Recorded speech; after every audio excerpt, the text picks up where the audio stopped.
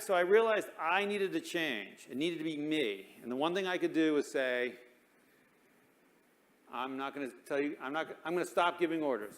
I'm not going to tell you guys what to do anymore. So I want you to picture a submarine or a company or a cruise ship where the top person doesn't give any orders. This is the key to unlocking greatness, I now think, in humans. We think bad leaders give bad orders, good leaders give good orders, but great leaders actually don't give any orders at all. They don't have to, because they've got a team, they structure their team, and they've got a team where people are taking action without having to be told.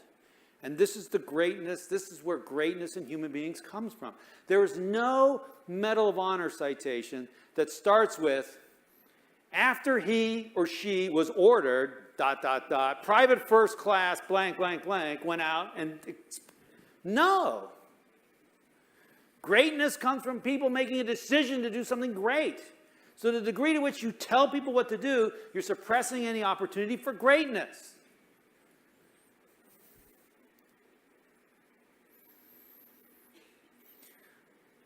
We were in the middle of the Pacific Ocean, 500 feet, reactor shut down. I don't have time for speeches and posters and newsletters and emails. I just said, say this, say I intend to.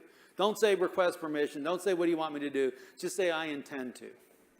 I intend to submerge a ship, I intend to start at the reactor, I intend to load a torpedo. And it was awesome because then the guys below them would say, I intend to, the officers, and the enlisted guys would say, I intend to, the chiefs. And so what happens is now everyone's thinking. We went from one thinker, one leader, one boss, and 134 doers to 135 active, thinking, passionate, creative people.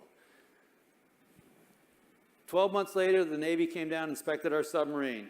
This is a at-sea inspection, shooting torpedoes, firing missiles, driving the ship, 4 days. Lots of things happening. The crew of the USS Santa Fe received the highest score that the Navy had records for. Thank you.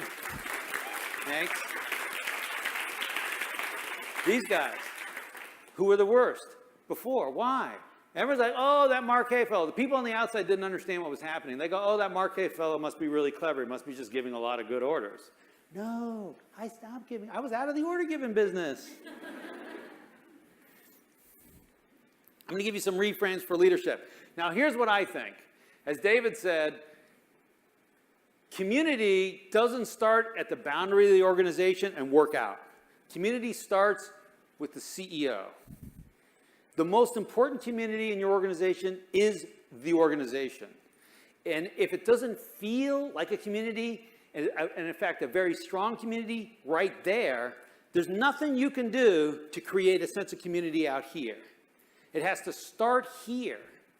So when I think of community managers, I think of culture warriors, I think of leaders. I think these are the people with the keys to the culture of the organization, which is the most important thing. I was working with McDonald's, a big fast food company.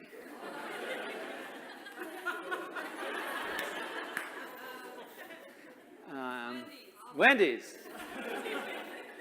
Chipotle. No, not Chipotle. Anyway.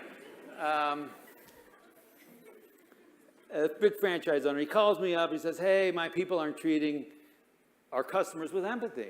Can you help me get my team to treat our customers with empathy? All right, I'll come see he was in Vancouver, but it was the summertime, so I said I would go up there. So I go up to Vancouver, and meet up, and I'm going to go out to one of your stores. I go out there. I'm sitting in the back. What's happening in the back, right? The shift manager was like, bleh, bleh, bleh. The fries were done. Now go out and sell some hamburgers. Like, F you. You want shakes with that? So I went back to the headquarters, and I said, hey, I think I know what's going on here. The problem is your shift managers aren't treating your people with empathy.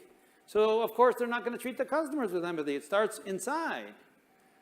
And then I started drawing the string back, right? So why are the shift managers not treating their people with empathy? Because the district people probably aren't treating them with empathy. Why is that? Right? And all the way back to him, right? How are you treating? So anyway, he didn't call me back. We had some talk about volunteers earlier today. When it comes to the most important thing that people can do at work, passion, creativity, energy, thinking, everybody's a volunteer. Some people say, oh, it's easy for you in the military. You just order people. I order you to have enthusiasm and be passionate. Does that work? No, of course not.